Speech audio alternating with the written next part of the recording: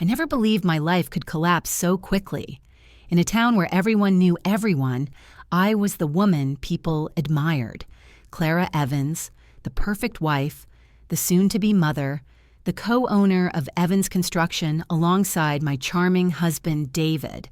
We were the couple people whispered about at dinner parties, the ideal pair who seemed to have everything. But happiness is a fragile thing. One careless truth can shatter it into pieces you'll never put back together. It began with whispers. David's late nights at the office, the locked phone he carried like a limb, the distance in his eyes when he looked at me, if he even looked at me at all. At first, I told myself it was just stress. The company had been expanding and we'd been talking about new projects constantly. But then, one night, I found a silk scarf in the back seat of his car. It wasn't mine, and the faint smell of someone else's perfume clung to the leather like a confession. I was 6 months pregnant at the time. The night I confronted him, David didn't deny it. He didn't even flinch. He just stared at me with a look I'll never forget. Cold, detached, as if I were nothing more than an inconvenience. "You've been imagining things, Clara," he said softly, almost mockingly. "Focus on your pregnancy. That's what you should be worried about." But he'd underestimated me. I dug deeper. 2 weeks later, I had the truth. Sophie Turner, one of our former employees, barely out of her 20s, sharp, ambitious, and apparently the woman David had been spending his nights with. Bank statements revealed he'd been transferring money to her, little by little, moving assets out of our joint accounts into accounts with her name on them. The betrayal was a knife twisting in my chest. But the real blow came the night I collapsed on the bathroom floor, pain searing through my body as I clutched my stomach. I lost the baby. David's reaction was nothing. He sat across from me in the hospital room, hands folded neatly in his lap, face blank. "You should have been more careful," he said, as if my body had failed him, as if losing our child was somehow my fault. That was the moment I realized I was utterly alone. In the weeks that followed, David became more distant. He was gone before sunrise, came home after midnight, and when he was around, his phone was glued to his hand. I'd overhear him talking to Sophie in hushed tones, making plans, laughing softly in a way he never did with me anymore. And the financial documents I found on his laptop confirmed what I already feared. David was preparing to strip me of everything. He was transferring the last of our assets into Sophie's accounts, ensuring I'd be left with nothing but the echo of what we used to have. I felt like a ghost in my own home, but grief has a way of burning into anger. I began to think about the people David had hurt before me, women he'd used and discarded. That's how I found Megan Reed. She'd been one of his lovers years ago, a woman with a past as messy as mine felt now. When I met her in a dingy cafe on the edge of town, Megan looked wary, her dark eyes scanning me like I might be a trap. "Why should I help you?" she asked, her voice low, sharp. "Because he'll do to you what he's doing to me," I said, "and because men like David never stop. They need to be stopped." For a long moment, Megan just stared at me. Then she smiled, a thin, bitter smile that didn't reach her eyes. "All right," she said, "let's burn him down." And that was the beginning. We started small, rumors, subtle hints to the right people in town, whispers that David Evans was not the man he pretended to be. Megan had a way of slipping into social circles, dropping truths like poison. She even let herself get close to David again, playing the part of the irresistible woman from his past, just enough to unsettle Sophie. I knew it was risky, but I needed David off balance. What I didn't know then was that the plan we'd started, the one meant to punish his arrogance and trang hoa, would lead us straight into the darkest truth of all. The truth about my baby. I'd always been good at hiding my emotions. It was a skill I needed now more than ever. Outwardly, I played the part of the grieving wife, quiet, withdrawn, too numb to notice the world around me. Inside, I was burning. Megan and I had decided to take our time. Rushing would only make David suspicious, and men like him were sharp when they felt cornered. We needed to let him believe he was still in control. The first step was simple: plant seeds of doubt. Megan was perfect for this. She knew exactly how to work her way back into David's orbit, brushing accidentally against him at social events, sending casual texts late at night. Sophie noticed, of course. Women like her always did. She was possessive, insecure, constantly worried that David's eyes might wander because she knew they already had once with her.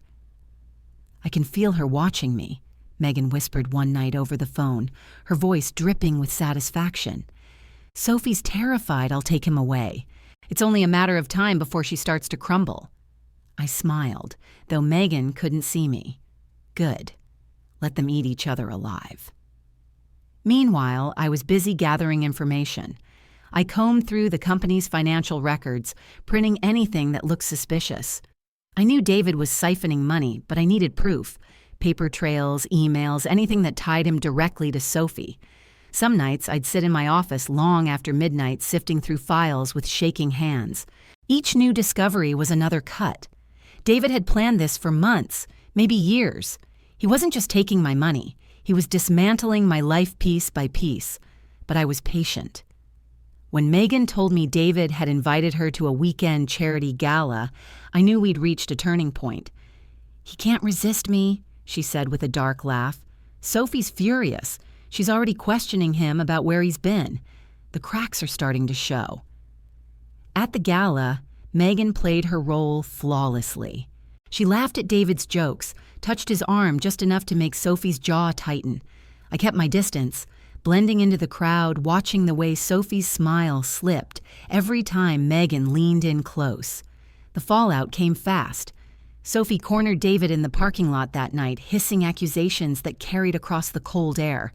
Megan had slipped me a recording device, and I caught every word. "Do you want her back? Is that it?" Sophie demanded. "Because I'm not going to be your second choice, David. I won't." David's voice was sharp. "You're paranoid. Stop embarrassing yourself." But Sophie wasn't paranoid. She was scared, and scared people make mistakes. Over the next few weeks, I fed those insecurities. Anonymous tips to Sophie about David's meetings, fake texts from Megan's number implying a secret affair. Soon Sophie was unraveling, snapping at David in public, threatening to leave him. David hated scenes. His reputation in the town was everything to him. The more volatile Sophie became, the more desperate he was to keep her quiet. "He's slipping," Megan reported one afternoon, her voice low with triumph. "I can see it in his face. He's worried." I should have felt satisfied.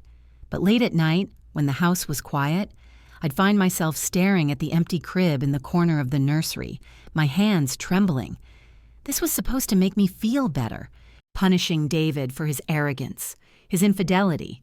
Yet no matter how hard I tried, the hole inside me remained. Megan noticed my restlessness. "You're thinking too much," she said one evening as we sat together in her tiny kitchen, the smell of stale coffee lingering in the air. "Men like David deserve worse than this. Don't you forget that." I nodded. "I know. I want him to hurt the way I hurt."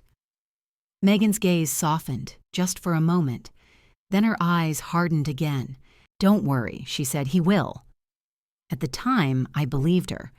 I didn't know that the pain I felt now, the grief, the betrayal, would pale in comparison to what was coming, because Megan was about to discover the truth about what David and Sophie had done to my baby. It started as a whisper in the dark. Megan's voice trembled on the phone late one night, a kind of trembling I'd never heard from her before. "Clara," she whispered, "I think I found something, and you need to hear it." I sat up in bed, my heart pounding. Megan was not easily rattled. "What is it?" She hesitated, then said, "Come to my place, now, and don't call me again until you're here." The icy tone in her voice left me no room to argue. Megan's apartment was dimly lit when I arrived, the blinds drawn tight. She didn't even greet me, just pulled me inside and locked the door. Her hands were shaking as she set her phone on the table and hit play. The recording was muffled at first. 2 voices, David's and Sophie's. "You gave her too much," Sophie hissed. "She was becoming suspicious," David replied, his voice calm, cold. "We couldn't risk it. This way we're free. No baby, no strings." My breath caught in my throat. "She almost died," Sophie snapped. "What if the doctors had figured it out?" "They didn't," David said simply, "and now we can move on. Stop whining." The phone slipped from Megan's hands, clattering onto the table. She stared at me, her eyes wide with horror. "He did it, Clara," she whispered. "He made you lose the baby. He and Sophie planned it." For a moment, the world tilted. I couldn't breathe. I couldn't think. All I could hear was David's voice, dismissive and final. "No baby, no strings." I thought I'd known pain before. I was wrong. The tears came hard and fast, choking me. Megan reached out, but I jerked away, shaking my head. "He killed my baby," I said hoarsely. "He killed my baby." Megan's expression hardened, her jaw tightening. "Clara, listen to me. We can't just humiliate him anymore. We can't just ruin his reputation. We have to destroy him, completely." I looked at her through the haze of my tears. "How?" Megan leaned in, her voice low and fierce. "We get proof, not just of the finances, everything. The poisoning, the transfers, the manipulation. If we can tie him and Sophie to every crime, he won't just lose his company, he'll go to prison for the rest of his life." The thought was intoxicating. For weeks, I'd been telling myself this was about payback for David's infidelity, his arrogance. But now I knew it was so much more. "He's going to pay," I said, my voice shaking with rage. Megan nodded. "We'll make sure of it." We escalated our plan. Megan still played the role of David's temptation, feeding him just enough attention to keep him distracted. But now, every touch, every kiss, every whispered word was a means to an end. David believed Megan had fallen for him again. He confided in her, let his guard down, and Megan funneled every scrap of information back to me. Through her, I learned that David had been using company funds to cover his tracks, paying off doctors, bribing people to keep quiet. Sophie was complicit in everything. Together, they'd turned my life into a calculated nightmare. Each revelation was another blade to the gut, but the rage that burned inside me kept me steady. Megan and I started documenting everything: bank transfers, emails, secret meetings, even photos of David and Sophie together celebrating the death of my child like it was a milestone.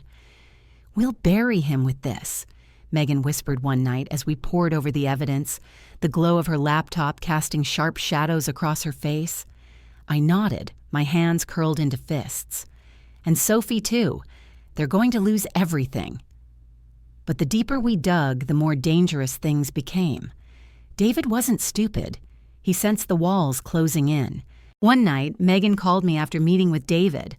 Her voice was strained, clipped. "He's starting to suspect me," she said. "I don't know how much longer I can keep this up." "Hold on," I told her. "We're so close." She hesitated, then said, "Clara, if something happens to me, promise me you'll finish this." The weight of her words settled over me like ice. I promised, and I had no idea that the cracks in our plan had already begun to show. I thought we were untouchable. Megan and I had been meticulous, too careful, too precise for David to catch on. For weeks, everything had been running smoothly. Documents copied, recordings saved, rumors planted. We were close. I could feel it. But on a Tuesday morning, it all came crashing down. I'd spent the night scanning old financial ledgers, preparing to send one of the most damning files we'd ever found to a trusted attorney out of town.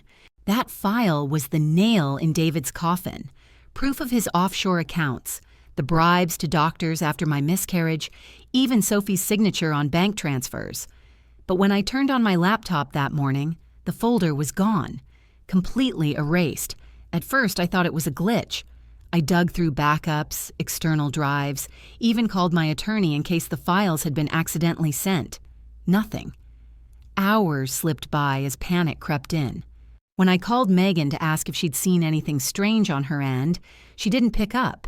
I called again, then again. No answer. By late afternoon, the silence was unbearable.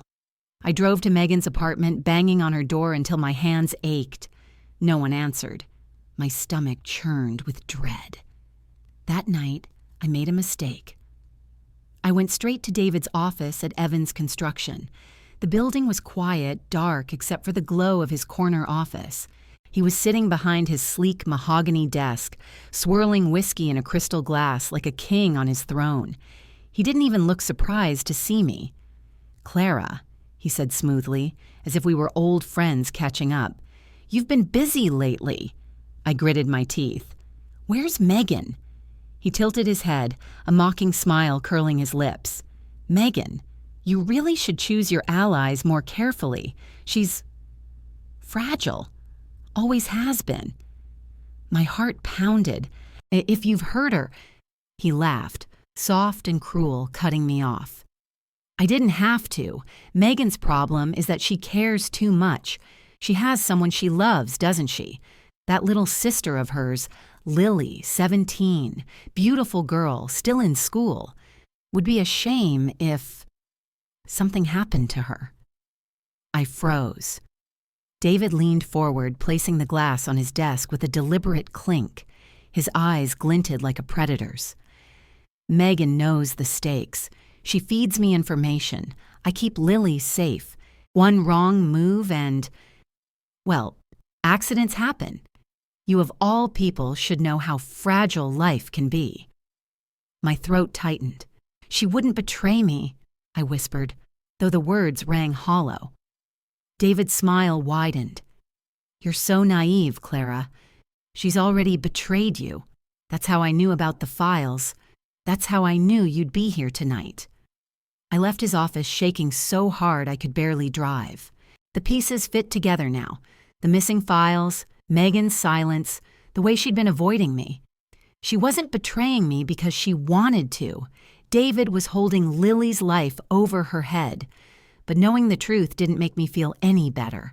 Our entire plan was in jeopardy. I finally found Megan the next evening. She was sitting on the steps outside her apartment, her face pale, her hands trembling as she clutched her phone. "Megan," I said softly. She flinched at the sound of my voice, her eyes darting to mine with a look I'll never forget. Guilt, fear, and shame all tangled together. "Clara," she whispered, "I'm so sorry." "You've been feeding him information, haven't you?" I asked, my voice shaking with a mix of anger and disbelief. Tears welled in her eyes. "I didn't have a choice. He has Lily. He said he'd hurt her if I didn't do what he wanted." My chest ached. "You should have told me." "You don't understand," she snapped, her voice cracking. "He knows where Lily goes to school. He knows who she spends time with. I couldn't risk her life." I reached for her, but she pulled away like my touch burned her. "I can't do this anymore," she whispered. "If David even suspects we're still working together, Lily's dead. I won't let that happen." "Megan, listen to me," I pleaded. "If you walk away now, David wins, and you know what happens to people who trust him." She shook her head, backing away. "I'm sorry, Clara," she said, her voice breaking. "I can't risk it." Then she turned and disappeared into the shadows, leaving me alone. That night, I sat in the nursery, the empty crib still in the corner, untouched since the day I lost the baby, and felt the walls closing in. David had taken my child, my marriage, my money. Now he'd dismantled the only alliance I had left. But as the tears dried on my face, I felt something shift deep inside me. I wasn't going to lose. Not again. The next morning, I called Megan. She didn't pick up, but I left a message anyway, my voice low and steady. "You're scared. I get it," I said. "But David won't win. Not this time. And if you can't help me, I'll finish this alone. Hung up and opened my laptop. If David thought breaking Megan would break me, he was about to learn how wrong he was. The morning after Megan walked away, I sat in the nursery again, staring at the empty crib. The sunlight barely filtered through the curtains, pale and cold. I traced the wooden frame with my fingertips, remembering how I used to stand here, imagining what life would be like once the baby arrived. David had stood next to me then, smiling, promising a future we'd never have. He'd lied about everything. And now he'd found a way to break Megan, too, using Lily as leverage. But David had made a fatal mistake. He believed fear would paralyze me. He believed I'd fold without Megan. He didn't know who he was dealing with anymore. I spent the next several days in silence, moving through the house like a ghost. But my mind was razor sharp. I reviewed every scrap of evidence we had left, every backup I'd stored on encrypted drives Megan didn't even know about. David thought he'd erased everything, but I had copies.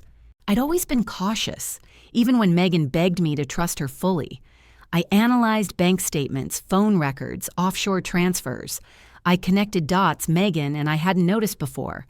David was funneling money not only to Sophie but also to shell companies that led back to Evans Construction. He was gutting the business from the inside, leaving it a hollow shell while padding his personal accounts. And he'd gotten sloppy. By the 5th day, I had enough to take him down financially, but I needed more than that. I needed to destroy him completely. So I built a trap. First, I reached out to one of David's closest allies, Peter Hall, a senior project manager at Evans Construction. Peter had always been ambitious, desperate for a seat at the table. I knew David had promised him a promotion that never materialized. When I called Peter, he was wary at first. "Clara, I don't know if I should be talking to you," he said, lowering his voice. David made it pretty clear. "David's not going to be running Evans Construction much longer," I cut in. "But if you help me, I'll make sure you get the position he's been dangling in front of you for years." Silence. Then, "What do you want me to do?"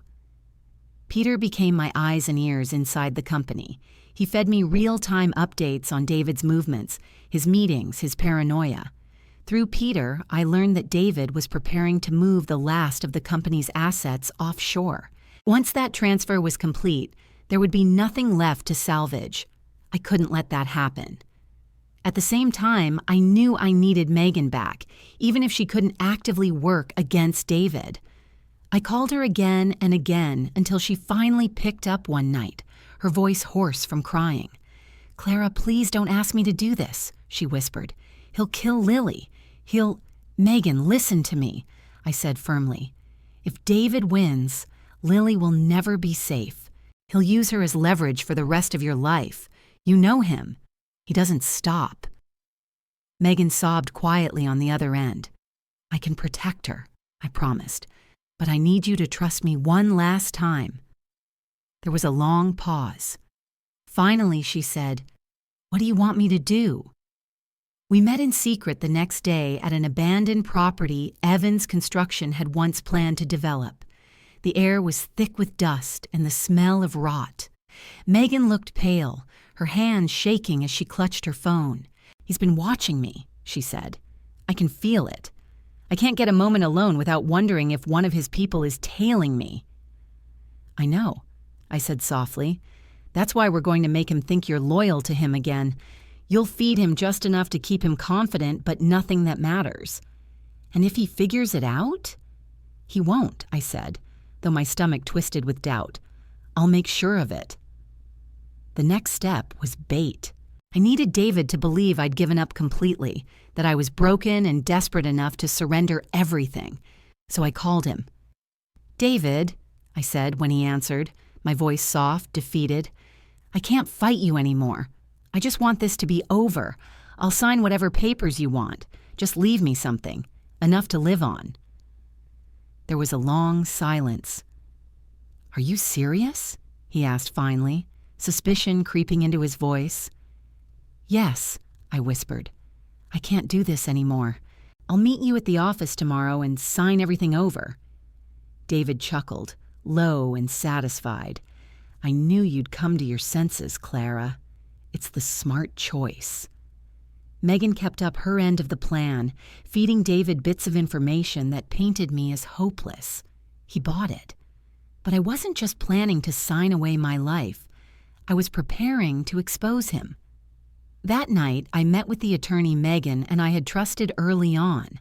Together, we compiled a dossier of evidence: David's financial crimes, the recordings Megan had made of him bragging about my miscarriage, photos of Sophie at private meetings with shell companies David controlled.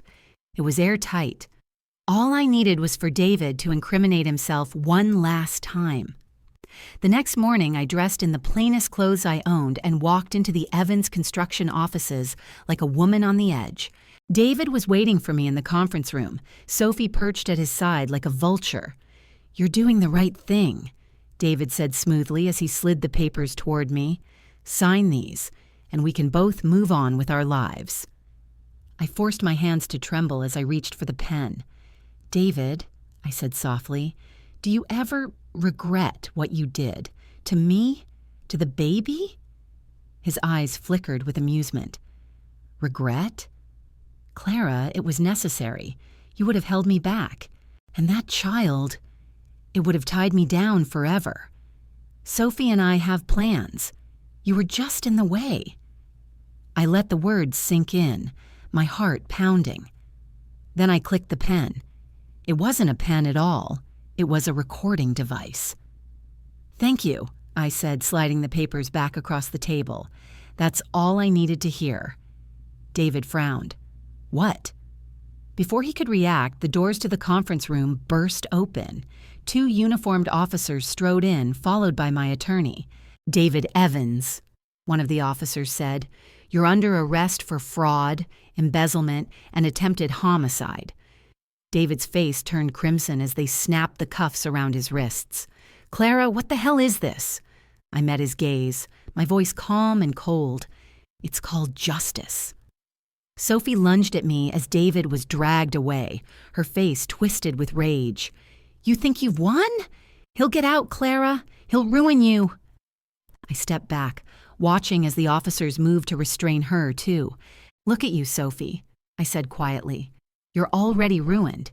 You just don't know it yet." When it was over, I walked out of the building into the bright morning sunlight. Megan was waiting for me across the street, clutching Lily's hand. Her face was pale, but there was relief in her eyes. "Is it done?" she asked. I nodded. "It's done." Lily stepped forward and hugged me suddenly, her thin arms tight around my waist. "Thank you," she whispered. For a moment, I allowed myself to breathe. David was gone. Sophie was finished. And I was finally free. But freedom came at a price. I looked at Megan, seeing the guilt etched into her face. She had helped me, yes, but she had also betrayed me when David held Lily over her head. I couldn't forget that. "Megan," I said softly, "you need to figure out who you are without him controlling you, because I can't protect you anymore." Her eyes filled with tears. She nodded, clutching Lily closer, and I turned and walked away, ready to rebuild what David had tried so hard to destroy. The weeks that followed were like watching a predator bleed out slowly. David had always been meticulous about appearances. The tailored suits, the clean-shaven jaw, the charming smile he wore like armor. But now, he looked like a ghost of himself. His color was off, pale and ashen beneath the expensive fabric of his clothes. His hands trembled slightly during meetings, something he tried to hide but couldn't. And the weight loss was impossible to ignore. People at Evans Construction started whispering, "He doesn't look well. Maybe he's sick. Do you think Clara knows?" I knew. Megan had told me weeks ago that she'd deliberately exposed David to an STI he'd passed on to Sophie. At first, it had been a small, private victory, one more layer of discomfort for him as we prepared our trap. But now, it was visible. His health was slipping, and Sophie's too. Sophie tried harder than David to maintain the facade. She piled on more makeup, more designer clothes, hoping to distract from the dark circles under her eyes. But the tension between them was boiling over. I saw them once from across the street as they left the Evans construction offices, arguing in hushed, vicious tones. David's voice was harsh, his hand gripping Sophie's arm tightly enough to make her wince. "You're drawing attention," he snapped. "Stop acting like a victim." Sophie pulled away, her face twisted with fury. "You think this is my fault? You're the one who gave me this disease." I ducked back into the shadow of a building before they could see me. My pulse was steady. They were unraveling. Peter, my inside man at the company, confirmed it a few days later. "David's losing it," he said over the phone. "He snapped at the board today, accused one of them of leaking company secrets. He's desperate, Clara. He's been talking about liquidating everything and leaving the country. The news didn't surprise me. It only meant we had to move faster." I called Megan that night. "Are you sure he's still convinced you're loyal to him?" I asked. "Yes," she said, her voice low. "He still thinks I'm feeding him your every move. But Clara, he's paranoid now. He's been talking about making me leave town with him and Sophie. He doesn't trust anyone." "He won't leave," I said firmly. "Not until he's sure he's drained the company dry. That's when we take him down." Megan hesitated. "Clara, what if he suspects? What if he hurts Lily?" I swallowed the lump in my throat. "I'll protect Lily, I promise. But you have to hold your ground a little longer. Can you do that?" There was a long pause. Finally, Megan whispered, "I'll try." 2 days later, the company held what David called an emergency board meeting. I wasn't invited, of course, but Peter was there, and he sent me updates in real time. "David's barely holding it together," Peter texted. Sweating, shaking. Sophie's whispering in his ear, telling him to get rid of the others. He's talking about a fresh start abroad. The board's panicking. I closed my eyes, feeling the timing click into place like the final piece of a puzzle. Tonight. It had to be tonight. I spent the rest of the day with my attorney finalizing the arrest warrants. We had everything we needed: financial crimes, fraudulent transfers, bribery, and, thanks to Megan, audio recordings of David casually admitting to causing my miscarriage. It was airtight. But I wanted one last moment, one last confirmation before the hammer came down. So I called David.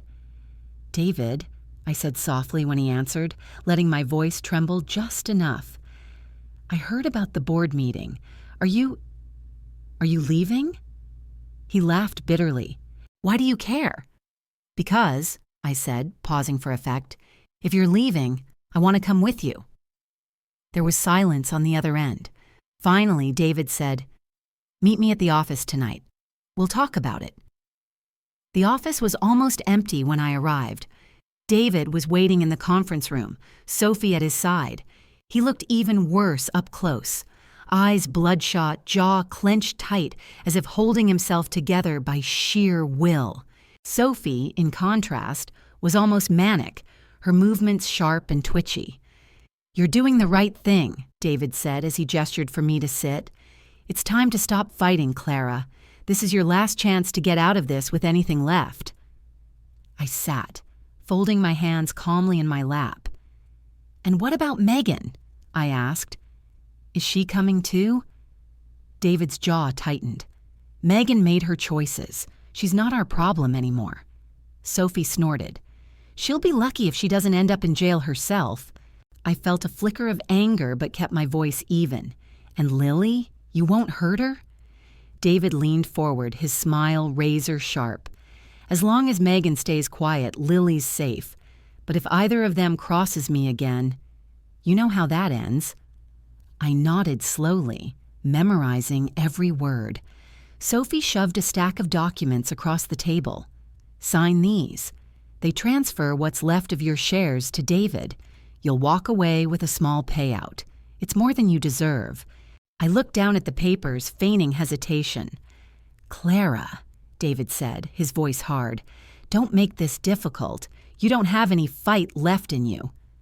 I met his gaze, my voice calm. "You're wrong." Before he could react, the conference room doors burst open.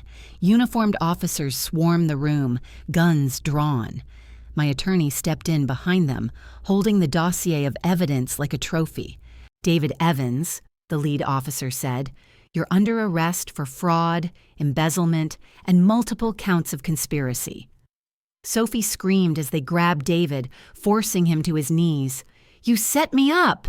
David roared, thrashing against the cuffs. "Clara, you'll regret this." I stood, my face expressionless. "I already regret ever trusting you." Sophie tried to run, but 2 officers blocked her path. "You're not going anywhere," one of them said, snapping handcuffs around her wrists. She spun toward me, her eyes wild. "You think you've won? We'll get out of this. We'll ruin you." I stepped closer, lowering my voice so only she could hear. "You're already ruined, Sophie, and you know it." As David and Sophie were led out of the building, reporters were already waiting outside, their cameras flashing like lightning.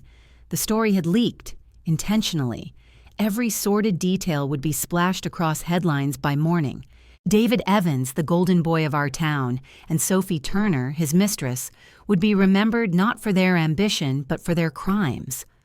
I walked out of the office last, the cool night air washing over me like a baptism. Megan was waiting across the street, Lily at her side. She looked exhausted, tears streaking her cheeks, but there was relief in her eyes. "Is it over?" she asked, her voice trembling. I nodded. "It's over." Lily darted forward and hugged me tightly. "Thank you," she whispered. I held her for a moment, then looked at Megan. "You kept your word," I said quietly. "But you need to take Lily and disappear for a while.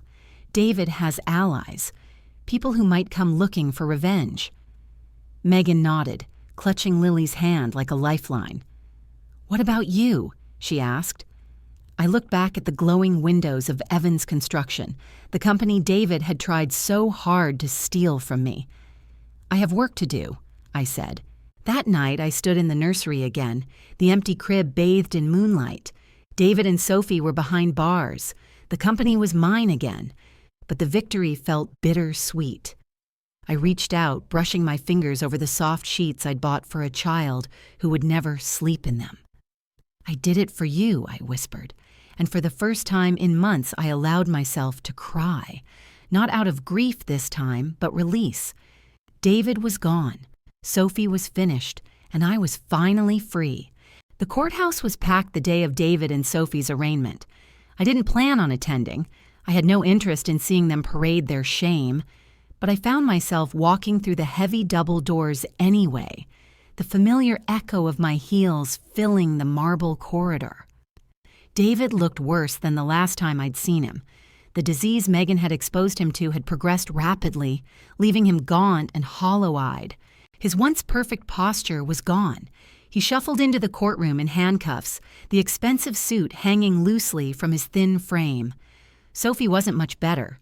She tried to mask the gray pallor of her skin with layers of makeup, but it only made her look more brittle, more desperate. She wouldn't meet my gaze. When the judge read out the charges, fraud, embezzlement, conspiracy, reckless endangerment, David's jaw tightened. He pled not guilty, of course, but the evidence was overwhelming. The whispers from the gallery told me he wouldn't see the outside of a prison for decades. As the bailiffs led them away, David glanced back at me for the briefest second. There was no anger in his eyes this time, only fear. I didn't smile. The weeks that followed were a blur of rebuilding. Evans Construction had been gutted by David's greed, but it wasn't beyond saving. Peter Hall stepped up as a dependable second-in-command, handling the day-to-day operations while I focused on repairing the company's reputation. There were sleepless nights, moments when I questioned if I had the strength to lead a business on my own. But every time I walked into the office, I thought of the life David had tried to take from me, and I knew I couldn't let him win, even from a prison cell. Megan and Lily left town quietly. Before she disappeared, Megan came to see me one last time. She looked like she'd aged 10 years in the span of a month, her shoulders stooped, her hands nervously twisting the strap of her bag. I wanted to say, "I'm sorry," she said softly, "for betraying you, for everything." I studied her for a long moment. "I understand why you did it," I said, "but I can't forget it." Tears welled in her eyes, and she nodded. "I know, I hope someday you can forgive me." I didn't answer. She left with Lily that afternoon, and I never saw her again. Sophie's downfall was crueler. The disease had ravaged her health, and she was shunned by the same social circles she'd once courted. I heard whispers that she'd tried to appeal to David for help, only to be ignored. He'd cut her loose the moment she was no longer useful to him. The last I heard, Sophie was living alone in a run-down apartment on the outskirts of town, her once bright future reduced to nothing. As for David, prison stripped him of the last shreds of control he'd clung to. The man who had once believed he was untouchable now lived every day in fear, a target for the same kind of cruelty he'd inflicted on others. I didn't feel sorry for him. When I received the first letter from him, pages of rambling apologies and pleas for me to visit, I burned it without reading past the first line. One evening, months later, I found myself standing in the nursery again. I'd kept the room closed for so long, unable to face the sight of the empty crib, the soft yellow curtains fluttering in the breeze. But now, the pain felt different. It was still there, yes, but dulled by the knowledge that I'd fought back. I brushed my fingers over the wooden frame of the crib, whispering softly, "I did it for you." And for the first time, I believed it. The company slowly flourished again. Clients returned, employees began to trust me, and the Evans construction name, now under my sole control, was no longer tainted by David's shadow. But I knew better than anyone that life doesn't hand you happy endings. What I'd lost couldn't be replaced. The baby I'd dreamed of holding in my arms was gone, and no amount of justice could change that. Yet there was peace in knowing I hadn't let David destroy me completely. Some nights, I'd lie awake wondering about the choices I'd made. I'd cross lines I never thought I would. Lies, manipulation, setting traps.